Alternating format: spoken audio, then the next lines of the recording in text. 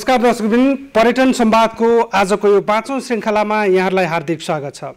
दर्शकवृन्द, विश्वव्यापी रूपमा आएको कोरोना भाइरस यसले पारेको प्रभाव र नेपालको विशेष गरी पर्यटन क्षेत्रमा पारेको प्रभावको सन्दर्भमा आज पनि हामी थप चर्चा गर्ने प्रयास गर्नेछौँ। कोरोना भाइरस यसले नेपालको पर्यटन क्षेत्रमा सम्भवतः सबैभन्दा बढी असर पारेको छ। यसबाट मुक्ति पाउन, यसबाट पुनर्जागृत हुनको निमित्त सरकारले केही राहतका प्याकेजहरू पनि घोषणा गरेको छ।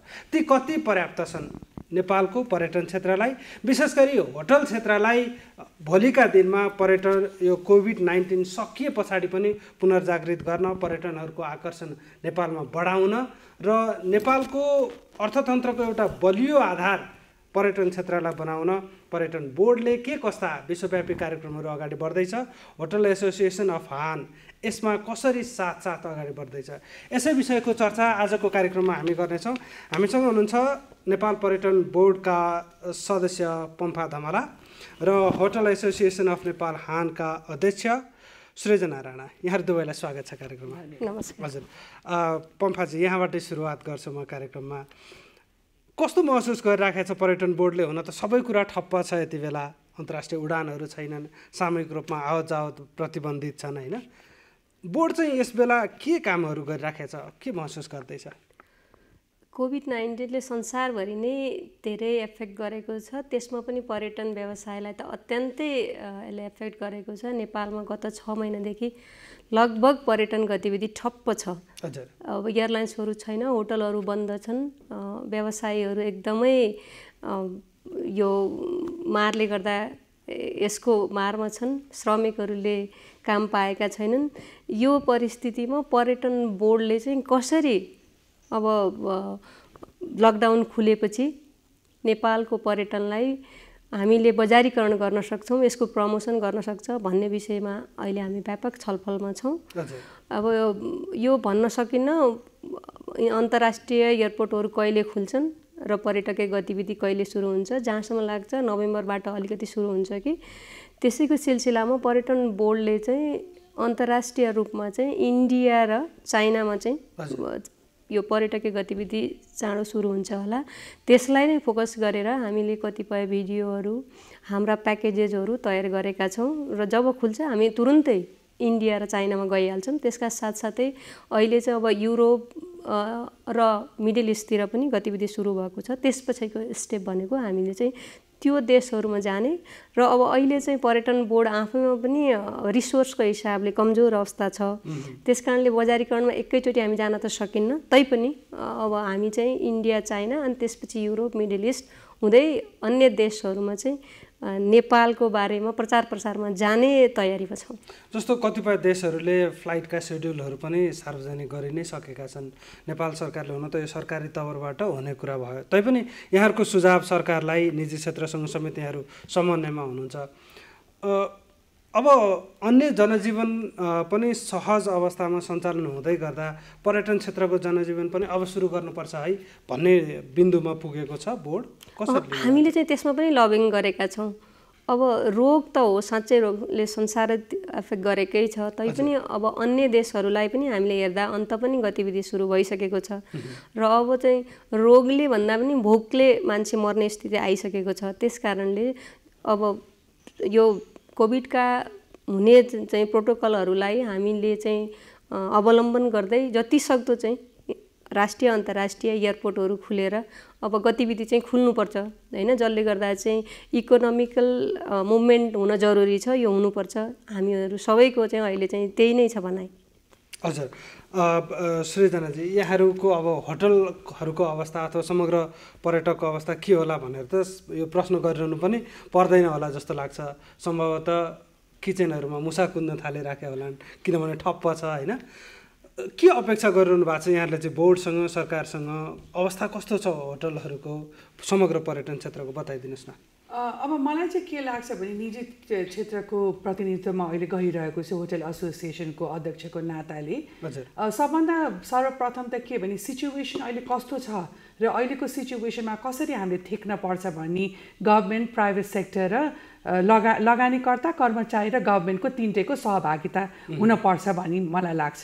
किनभने सिचुएसन कसरी त्यसलाई थेक्ने र अगाडि कसरी बढ्ने भन्ने योजना चाहिँ धेरै जरुरी छ। त्यसको लागि होटल एसोसिएसनले गभर्नमेन्टसँग हाम्रो अपेक्षा, चाहे त्यो जब रिटेन्सन फन्ड होस्, अब ब्याङ्किङ क्षेत्रमा अब हाम्रो फाइनेन्स रिस्ट्रक्चरिङ रिफाइनेन्सिङ यो इन्ट्रेस्टहरू सबैको कुराहरू र कर्मचारीहरूको तलब भत्ताको कुरा कसरी अहिले जोग्ने भनी अहिलेको यो जोखिम सिचुएसनमा कसरी थेक्ने भनी नम्बर 1 भयो। नम्बर 2 चाहिँ के भन्न चाहन्छु भने हामी पोजिटिभ त हुनै पर्यो, किनभने नेपाल यस्तो मुलुक हो जहाँ चाहिँ प्रकृतिले नै हामीलाई यो टुरिज्ममा चाहिँ हामी यति धनी छौँ, हाम्रो गन्तव्यहरू यति राम्रो छ कि कुनै हालतमा पनि हामीलाई आजको यो दिनबाट हामी पार गरेर फेरि जसलाई पहिला पनि तपाईँलाई सबैलाई थाहै भएको कुरा हो, चाहे त्यो भूकम्प होस्, चाहे त्यो ब्लकेड होस्, त्यस्तो कठिनाइबाट पनि हामी पार गरेर हामी बाउन्स ब्याक गऱ्यौँ। अनफर्चुनेटली अहिलेको स्थिति चाहिँ नि एउटा अन्तर्राष्ट्रिय नै जोखिममा भएको एउटा परिस्थिति छ। अब कसरी अगाडि बढ्ने भन्दा अहिलेको सिचुएसनबाट कसरी हामीले बच्ने भनी गभर्मेन्ट हामी तिनैजनाको अघि मैले तपाईँहरूलाई भनिहालेँ सहभागिता हुनुपर्छ र हामीले रेस्पोन्सिबिलिटी लिनुपर्छ। अगाडि जाने दिनहरूमा चाहिँ हामीले के गर्नुपर्छ भनेदेखि एउटा चाहिँ अब अहिले हाम्रो जुन यो टुरिज्मको जुन छ हामी जसरी मार्केटिङ गर्थ्यौँ अब त्यसको अलिकति 360 डिग्रीजै टर्न होला कि, किनभने पहिला चाहिँ लग्जरी भन्थ्यो मान्छेले, लग्जरी मलाई यो चाहिन्छ, खाना पनि त्यत्तिकै राम्रो, रुम्सहरू पनि त्यत्तिकै राम्रो, त्यो जुन डिमान्ड थियो भने अहिलेको डिमान्ड चाहिँ के हुन्छ भने म सुरक्षित छु त भन्ने हुन्छ। सो त्यसको लागि हामीले टुरिज्ममा भित्राउने हो भनेदेखि हामी आफू चाहिँ रेडी हुन पर्यो। त्यसको लागि नेपाल टुरिज्म बोर्डले नै उहाँहरूले नै लाइक उनीहरूले नै ओनरसिप लिएर हाम्रो सबै एसोसिएसन्सहरूलाई समेटेर WHO को स्टडी भए पनि आफ्नो नेबरिङ कन्ट्रीहरूको स्टडीहरू सबै हेरेर हामीले एउटा सिस्टम अफ प्रोसिजर तयार भएर त्यो पब्लिक नेपालमा चाहिँ पर्यटक भित्रनका निमित्त पहिलो प्रायोरिटी सुरक्षित छ भन्ने मेसेज चाहिँ दिनु पर्यो विश्व। त्यसको लागि यो सिस्टम अफ प्रोसिजर जुन अहिले हाम्रो आयो अब पब्लिस भयो त्यो अनुसार हामीले सबै ट्रेन हुन पर्यो र हामीले चाहिँ नि अब आउँदो दिनमा जब सबै कुरा बाउन्स ब्याक हुँदाखेरि चाहिँ हामी रेडी हुन पर्यो। अलिकति सरकारले केही घोषणाहरू पनि गर्यो, जस्तो कर्मचारीहरूको तलब भत्ताकै लागि पनि 5 करोडसम्म ऋण लिँदाखेरि न्यूनतम ब्याज तिर्यो हुने जस्ता कुराहरू, जस्तो विदेशबाट आएका केही नेपालीहरूलाई होल्डिङ सेन्टरको होस् या केही समयका लागि बस्ने चाहिँ होटलहरूमा बस्ने व्यवस्था पनि गर्यो होइन। आन्तरिक पर्यटकका निमित्त चाहिँ सरकारले कर्मचारीहरूलाई वर्षमा कम्तीमा 15 दिन घुम्नै पर्ने अथवा त्यो व्यवस्था मिलाउने कुराहरू पनि सार्वजनिक गर्दाखेरि यसले कोभिड-19 पछाडिको अवस्थालाई केही राहत महसुस गराउँछ निजी क्षेत्रलाई? कस्तो छ? मलाई चाहिँ के लाग्छ भने यो अहिले यो ट्राभलिङ भनेको चाहिँ अब चाहिँ त्यो लग्जरी नभइकन अब चाहिँ हाम्रो बानी नै भइसक्यो घुम्न जाने, 1-2 महिनापछि यसो फ्यामिलीसँग घुम्न जाने त्यो बानी नै भइसक्यो। सो जुन किसिमको अहिले हाम्रो मन्त्रीज्यूको पहलमा जुन एउटा डोमेस्टिक टुरिज्म भन्ने जुन घोषणा भएको छ त्यसले चाहिँ मलाई डोमेस्टिक टुरिज्ममा चाहिँ जुन मलाई चाहिँ टेवा मिल्छ कि जस्तो मलाई विश्वास छ। टाइम लाग्छ, त्यही अघि मैले तपाईँलाई भने सुरक्षित एउटा सिस्टम अफ प्रोसिजर ट्रेनिङहरू सबै गरेर फेरि बाहिरतिर चाहिँ अलिक डिस्टेन्सिङहरू मेन्टेन गर्न पनि अलिकति सजिलो। काठमाडौँ चाहिँ अझ पनि जटिलै लाग्छ मलाई यो सिचुएसन, तर काठमाडौँ बाहिर चाहिँ सकिन्छ कि भन्ने मेरो पनि अलिकति विश्वास छ। सरकारले घोषणा गरेका ती प्याकेजहरूले निजी क्षेत्रलाई पनि केही राहत चाहिँ महसुस भएकै छ। अब त्यो जुन डोमेस्टिक टुरिज्ममा अब अरू त अब के भन्नु, अहिले when it comes to तपाईँले अहिले भन्नुभयो कर्मचारीको व्यवस्थापनदेखि लिएर अहिलेको चाहिँ के छ त तपाईँले सोध्नु भएको कस्तो लागेको छ गभर्मेन्टको सपोर्ट भनेर भन्नुहुन्छ भने मलाई चाहिँ नि राहतको रूपमा केही पनि आएन। हाम्रो धेरै ठुलो अपेक्षा थियो। म जो अहिले पनि भन्छु तिनटै को सहभागिता हुनुपर्छ, गभर्मेन्ट, लगानीकर्ता र कर्मचारीको। अब खालि अहिले चाहिँ नि लोनकै रूपमा आएको भएर चाहिँ त्यसलाई त्यतिको हामीलाई टेवा त्यतिको नपुग्ला कि, तर वेन अगेन फेरि यो रिफाइनेन्सिङ यो रिस्ट्रक्चरिङ लोनहरूको चाहिँ नि कतिपय छ तर कतिपय छैन। सो आई वुड से हाम्रो अपेक्षा धेरै थियो तर आएको पनि छ। अब यसलाई फेरि कार्यान्वयनमा पनि फरक पर्छ। यो त आयो अब कार्यान्वयन कति चाँडै, किनभने कार्यान्वयन भनेको त अहिले त समस्या त अहिले छ, तपाईँको कार्यान्वयन 3 महिनापछि गरिदियो भने हामीलाई कसरी फाइदा हुन्छ? यही हो। एकैछिन पम्फाजी, जस्तो उहाँले भन्नुभयो यसलाई कार्यान्वयनको कुरा, कार्यान्वयन कसरी हुन्छ भन्ने कुरा, यहाँहरू पनि एउटा अर्ध सरकारी जस्तो निकाय भएको हुनाले यहाँहरूको भूमिका, यहाँहरूले खेल्ने चाहिँ व्यवहारले पनि धेरै असर पार्छ होला। के देख्नुहुन्छ यो अहिले सरकारले ल्याएका प्याकेजहरूको कार्यान्वयनको कुरालाई हेर्दा चाहिँ? अब सरकारले ल्याएको प्याकेज चाहिँ जुन हामीले चाहिँ नि निजी क्षेत्रले अपेक्षा गरेको थियो त्यो किसिमले ठ्याक्कै एड्रेस गर्ने गरी त आएन नै, तर नहुनु भन्दा केही हुनु नै जाति हो हैन। अब हामी आशावादी छौँ र पर्यटन बोर्डले त अब यो प्याकेज ल्याउने बेलामा पनि धेरै हामीले पहल कदमी लियौँ, हाम्रो सिओ धेरै खट्नुभयो हैन, त्यसरी आएको छ। पक्कै पनि अब केही राहत त हुन्छ, तैपनि कस्तो भने नि अब यो इम्प्लिमेन्टेसनको बेलामा चाहिँ यो अब हुने खानेकैमा जाने हो कि भन्ने पनि डर छ हैन। अब 5% लोनको कुरामा पनि क्राइटेरिया ल्याउला, त्यो क्राइटेरिया मिट हुनको लागि क्राइटेरियामा नपुग्नेहरू धेरै छ हैन। पर्यटन व्यवसाय एउटा यस्तो व्यवसाय हो नेपालमा, धेरै लगानी गर्नेदेखि थोरै लगानी गर्नेहरूको एउटा खालको यसमा चाहिँ उपस्थिति छ। धेरै लगानी हुनेहरूलाई त जसोतसो होइन उहाँहरूले दिन सक्नुहोला जस्तो म्यामहरू जस्तो, तर थोरै लगानी गरेर पनि एउटा अफिस लिने अनि एउटा कम्प्युटर दिने अनि त्यसपछि गेस्टहरू आएपछि पैसा चार्ज गर्ने, अफिस रन गर्ने, अलिअलि बेनिफिटले चल्ने चाहिँ समूह धेरै छ क्या यसमा। अब त्यो समूह चाहिँ कतिको बेनिफिट हुन्छ त्यसको कार्ययोजना बन्नै बाँकी छ। अब हामी सबैले अपेक्षा गरौँ जसरी अब अहिले सरकारले केही प्याकेज ल्याएको छ नि, अब यो बुढाबुढीको भत्ता डाइरेक्ट पाउने छ, अब त्यस्तै गरी यो पनि हैन भूकम्प जस्तो, भूकम्पमा पनि राहतका प्याकेज आएको थियो, त्यसको इम्प्लिमेन्टेसन हुन सकेन, त्यसले हामीलाई सशङ्कित तुल्याएको छ।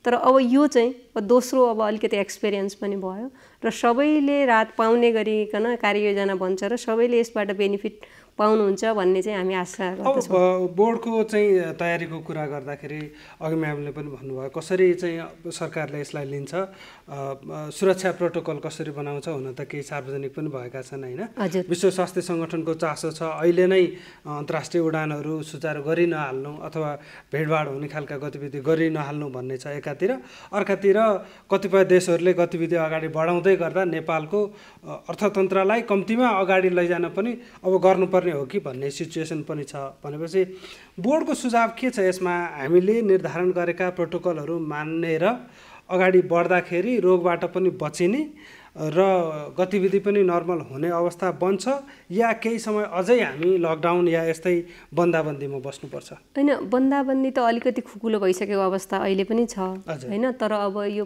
पर्यटकीय गतिविधि सञ्चालनमा आउन त बन्दाबन्दी पुरै हट्नै पर्छ सबभन्दा पहिला। किनभने हाम्रो म्यामले भने जस्तै सुरक्षित छु नभनिकन कोही ट्राभल गर्दैन। यो ट्राभल त्यस्तो होइन कि अरू व्यवसाय जस्तो जे होला गरौँ भन्ने होइन नि, सबै कुरा पुगिसकेपछि ट्राभल गर्न जाउँ, मनोरञ्जनको लागि निस्कने कुरा भएर सबैभन्दा पहिला त मान्छेले सुरक्षित म छु र म राम्ररी फर्कन्छु भन्ने उसले चाहिँ ग्यारेन्टी फिल गर्यो भने न आउँछ होइन, त्यो त हुनैपर्छ। त्यसका लागि त लकडाउन सिद्धिनु नै पर्छ। तर अहिले अब सबै पर्यटनमा रहेका एसोसिएसनसँगको छलफलमा र उहाँहरूको सुझावमा नेपाल पर्यटन बोर्डले चाहिँ अहिले यो पोस्ट कोभिडको लागि एउटा मापदण्ड ल्याएको छ होइन। अब त्यसमा हामी कसरी सुरक्षित रहने भनेर हरेक सेक्टरमा, होटलमा चाहिँ हामी कसरी होटलमा छिरेदेखि सेनिटाइजर दिने, ग्लोभ्स लगाउने, स्टाफहरूको डिस्टेन्स राख्ने, खानेकुराहरूमा प्रपर कुक गरेर दिने होइन, ट्राभलमा जानेहरूलाई डिस्टेन्स कायम गर्ने, अनि अब सेनिटाइजर सबैतिर युज गर्ने भन्ने खालको एउटा आइसकेको छ। त्यो राम्रो पनि छ, हजुरले हेर्नु हो होइन। अब त्यसमा बसेर सबैले हामीले त्यसलाई चाहिँ इम्प्लिमेन्ट गर्न सक्यौँ भने डेफिनेटली उनीहरूलाई चाहिँ सुचारू रूपमा जाँदाखेरि कुनै कठिनाइ छैन। अब त्यसको लागि राज्यले गर्नुपर्ने कुरा छँदैछ, तर जब टुरिस्टले आफै सुरक्षित छु भन्नको लागि चाहिँ त्यो प्रोटोकललाई एकदमै राम्रोसँग आएको छ। त्यसलाई व्यावहारिक रूपमा कार्यान्वयन गराउने, अर्कोतिर यो प्रोटोकलले नेपालमा आउने पर्यटकहरू सुरक्षित छन् है भन्ने सन्देश चाहिँ विश्वव्यापी रूपमा फेरि यहाँहरूले पुर्याउनुपर्छ। त्यतातिर कतिको काम गरिरहनु भएको छ? होइन, अहिले चाहिँ छ नि पुरै पर्यटन बोर्डको टिम नै त्यसमै काम गरिराखेको छ। अब यसको छ नि हरेक अब वेबसाइटमा भयो, सोसियल मिडियाहरूमा भयो, हाम्रो प्रोटोकल यो छ होइन। यसै पनि नेपाल अन्य देशहरूभन्दा प्राकृतिक रूपमा नै हामी अरू देशमा जस्तो त्यस्तो क्राउडेड अन्य अब इन्डस्ट्रियल एरिया पनि होइन हामी कहाँ होइन। एउटा काठमाडौँ आइसकेपछि 1-2 दिन अलिकति क्राउड होला, त्यो पनि हामीले मेन्टेन गर्छौँ। त्यसपछि बाहिर जाने सवालमा नेचुरल्ली चाहिँ हामी नै एकदमै प्रोटोकलमै छौँ। हाम्रो हावापानी राम्रो छ, डिस्टेन्स हामीमा त्यति टाढा छैन। प्लस अब जुन अहिले पर्यटन बोर्डहरू एसोसिएसनको सहकार्यमा बनेको प्रोटोकल छ त्योलाई फलो गरेर टुरिस्टहरू नेपालमा हिँड्दाखेरि चाहिँ त्यहाँ सेफ नहुने कुरै छैन।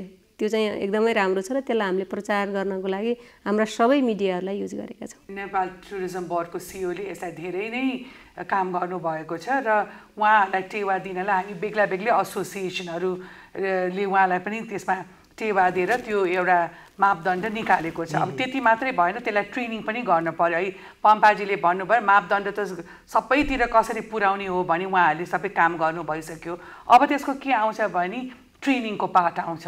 अब त्यो ट्रेनिङ गराउनलाई काठमाडौँ नभइकन काठमाडौँको बाहिरको होटल, रिजोर्ट, होमस्टेदेखि सबै त्यो ट्रेनिङ गराउनु पर्छ। यदि हामीले चाहिँ जुन त्यो मापदण्ड बन्यो त्यो चाहिँ नि WHO को प्रोसिजरलाई मध्यनजरमा राखेर हाम्रो छिमेकी मुलुकहरूको बेस्ट प्र्याक्टिसेसहरू हेरेर र हाम्रो नेपालमा के गर्न सक्छौँ भन्ने कुरा सबै अध्ययन गरेर बनाएको हो। त्यसपछि आउँछ ट्रेनिङ पछि आउँछ अब टुरिस्टहरू भित्रिँदाखेरि हामीले उहाँहरूलाई रिसिभ गरेर एउटा safety from the time they arrive to the time they leave, यो यसमा चाहिँ हामीले काम धेरै गर्नुपर्ने छ र यो गर्न नसक्ने पनि मैले देख्दिनँ। र तर के भनेदेखि यसलाई राम्रोसँग अगेन इम्प्लिमेन्टेसनमा पनि भर पर्छ। सो सबैजनाले हातेमालो गरेर अगाडि बढेको खण्डमा I think we will be ready when the time is right, when the tourism bounces back all over the world. I think हामी पनि प्रिपेयर हुन सक्ने सिचुएसन जस्तो नर्मल सिचुएसनमै पनि हामीले हेऱ्यौँ भने कतिपय पर्यटन क्षेत्रका व्यवस्थापन लगायतका कुराहरूलाई लिएर अन्तर्राष्ट्रिय पर्यटकहरूले कतिपय ठाउँमा गुनासो गर्ने, कतिपय ठाउँमा सेवा सुविधा राम्रो नपाएको या कतिपय ठाउँमा लुटिनु परेको या कतिपय ठाउँमा प्रपर चाहिँ माउन्ट एभरेस्ट चढ्न जानेलाई त्यहाँका फोहोरका समस्या यावत कुराहरू विगतमा समेत थिए सामान्य अवस्थामा। भनेपछि अहिले त झन् जटिल अवस्थामा छ, झन् बढी मेहनत यहाँहरूले गर्नुपर्ने छ। त्यसको लागि चाहिँ कतिको तयारीमा छ पर्यटन क्षेत्र? म अहिले के भन्न चाहन्छु भने अहिलेको परिस्थिति हामीले सोच्न पर्ने हामीलाई टाइम मिलेको छ। अघि पनि मैले तपाईँलाई भने नेपाल चाहिँ को जुन गन्तव्य छ हाम्रो, जुन हामीले अर्थतन्त्रमा जति टेवा दिन सकेको छौँ, एक त मुलुकले पनि यसलाई अलिकति प्रायोरिटी इन्डस्ट्रीमा भनेर चाहिँ रेकगनाइज गर्नु जरुरी छ। त्यसलाई होइन जस्तो गरेर एग्रिकल्चर र यो टुरिज्म यो दुईटालाई चाहिँ धेरै प्राथमिकता दिनुपर्छ, टेवा दिनुपर्छ गभर्मेन्टले, मलाई जस्तो लाग्छ होइन। अनि म के भन्छु भनेदेखि अब के गर्नुपर्छ त भन्दा यो बेला हाम्रो सोच्ने बेला हो। हाम्रो मेरो गोरुको 12 टक्का भन्ने जुन किसिमको हाम्रो बानी छ त्यो छोड्न पर्यो होइन। अब आउने दिनहरूमा हामीले एउटा प्रोडक्ट डेभलप, मैले घरिघरि मन्त्रीज्यूसँगको मिटिङ, हाम्रो सिइओसँगको मिटिङमा म के भन्न चाहन्छु भने गन्तव्य भनेको गन्तव्य मेरो छ, प्रोडक्ट डेभलप गर्नुपर्छ र त्यो प्रोडक्ट डेभलप गरेपछि कुन ठाउँमा मार्केटिङ गर्ने हो भने त्यो क्लियर हुनपर्छ कि। एउटा उदाहरण म तपाईँलाई दिन्छु। अहिले भिजन भनेको मान्छेको हुनपर्छ। जुन यो सिंहदरबारको जुन हिस्ट्री थियो, जुन त्यसको आर्किटेक्चर थियो, हाम्रो भिजन भएको भए आज मेबी त्यही आर्किटेक्चरमा सिंहदरबार बनेको भए त पर्यटकहरूको यो पनि त एउटा गन्तव्य हुन्थ्यो होला नि। सो मैले के भन्न खोजेको भने हाम्रो गन्तव्यहरू छ, तर त्यो गन्तव्यलाई चाहिँ कसरी डेभलप गर्ने त्यसको भिजन हुनुपर्छ र त्यसलाई डेभलप गर्नुपर्छ। यदि हामीले त्यसो नगरेको खण्डमा चाहिँ अलिकति अलिक प्रब्लम हुन्छ जस्तो लाग्छ। सो यही बेला हो हामीले सिक्ने, हाम्रो मिस्टेकहरू के हो भनेर त्यसलाई सुधार गरेर अब आउँदो दिनमा गन्तव्यको एउटा डेभलप गर्यो। र अहिले VNY को बेलामा पनि हाम्रो लाइफ टाइम एक्सपिरियन्स भन्ने 20-30 वटा नयाँ गन्तव्यको नेपाल टुरिज्म बोर्डबाट अनाउन्समेन्ट भयो होइन। त्यो छ होइन। अब तर त्यसलाई चाहिँ डेभलप गर्नु पर्यो, त्यसलाई मार्केट गर्नु पर्यो। सो यो 3टा भिजन प्रोडक्ट डेभलपमेन्ट, मार्केटिङ, यो तीनटालाई चाहिँ मध्यनजरमा राखेर अगाडि आउँदो दिनमा अगाडि बढ्नु र सर्भिस पनि इन्क्लुड गर्न चाहन्छु। यो चारवटा चिजलाई बलियो बनाएर हामी अगाडि बढ्यौँ भने आई थिङ्क नेपालको लागि टुरिज्ममा त पछाडि हेर्नै पर्दैन, हामी अगाडि मात्रै बढ्ने जस्तो लाग्छ। त्यसरी आकर्षित गर्नलाई पहिलो प्रायोरिटी भने सुरक्षित छ है स्वास्थ्यका दृष्टिकोणले भन्ने सन्देश त फेरि विश्वव्यापी रूपमा पुर्याउनै पर्छ। सो सर्भिस भनेको मैले त्यसमा अब पहिलाको सर्भिस वाज कसरी हाम्रो सर्भिस, तर अहिले चाहिँ नि safety with service, safety and service together. So यो चारवटालाई मध्यनजरमा राखेको खण्डमा हाम्रो टुरिज्म चाहिँ अगाडि बढ्ने सम्भावना धेरै नै छ। अब पर्यटकहरूलाई भित्राउँदाखेरि पनि दुई खालका चर्चा या बहस हुने गर्छन् हामीकोमा। त्यो क्वालिटेटिभ राम्रो गुणस्तर भएका पर्यटक जसले धेरै पैसा खर्च गर्न सक्छन् त्यस्ता भित्र्याउने हो कि यति हजार अथवा उति हजार ठुलो सङ्ख्यामा भित्र्याउने हो भन्ने दुईटा खालका बहस छन् नि। विगतमा हामीले धेरै भित्र्याउने प्रयास गऱ्यौँ, के लाग्छ अब कसरी जानुपर्छ? अलिकति हाम्रो अलिकति खस्केकै हो कि, किनभने हामीले चाहिँ नेपाललाई जति हुन्छ, अब तपाईँले भुटान र नेपाललाई हेर्नुभयो भने भुटानमा जे छ नेपालमा पनि नभएको होइन, तर भुटानले चाहिँ नि उनीहरूको क्वालिटी टुरिज्ममा उनीहरूले एम्फसाइज गर्यो भने हामीले चाहिँ क्वान्टिटी अलिकति चिप टुरिज्ममा गयौँ कि। हाम्रो अहिले तपाईँले हेर्नुभयो भने 5 तारेदेखि लिएर रुमको रेटहरू चाहिँ धेरै नै कम भयो कि हाम्रो। सो यही अहिले तपाईँले यो प्रश्न गर्नुभयो, यो पनि एउटा हामीले एड्रेस गर्न पर्ने कुरा हो कि आफ्नो चिज छ भने त्यसलाई चाहिँ नि सस्तो बनाउनु हुँदैन कि, त्यसको महत्त्व बुझ्न पर्छ र त्यसलाई चाहिँ कसरी एउटा चाहिँ क्वालिटी टुरिज्ममा ल्यायो भनेदेखि हाम्रो तथ्याङ्कमा अलिकति माथि आउन सक्ने सम्भावना देख्छु म। भनेको सुरक्षा लगायतका कोभिड-19 पछिको सिचुएसनलाई मध्यनजर गर्दाखेरि पनि धेरै मान्छेको भिड भित्र्याउनु भन्दा राम्रा मान्छेको भिड ल्याउनु पर्यो।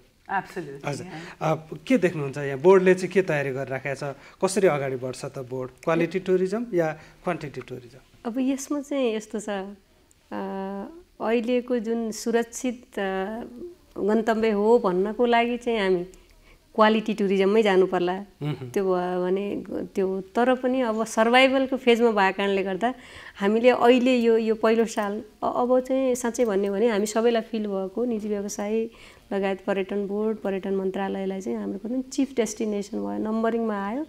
तर खास यसबाट चाहिँ राज्यलाई त्यति ठुलो सहयोग भएन होइन। तर त्यस्तो भएर अब जान चाहिँ हामी क्वालिटी टुरिज्ममै जाने हो। तर यो वर्ष जुन छ नि सर्भाइभलको स्थितिमा त पहिला बाँचेन केही गर्न सकिन्छ त्यो है। अहिले चाहिँ हामी जहाँसम्म लाग्छ म्याम, अहिले चाहिँ हामी त्यही भनेर हामीले चाहिँ एउटा मात्रै मोटो लिएर चाहिँ जाँदैनौँ होला। अहिले क्वान्टिटी क्वालिटी दुवैलाई यो सर्भाइभल फेजमा चाहिँ त्यो दुवैलाई मेरो पर्सनल है यो धारणा चाहिँ त्यसरी नै जानुपर्छ होला। अन्तिमतिर पनि आइपुग्यौँ हामी कार्यक्रमको। के देख्नुहुन्छ म्याम अब पर्यटन क्षेत्र कहिले र कसरी चाहिँ पुनर्जागृत होला त? अब यो छ नि 19कै अवस्थामा जान त सबैलाई 2022 नै कुर्नुपर्छ जस्तो लाग्छ।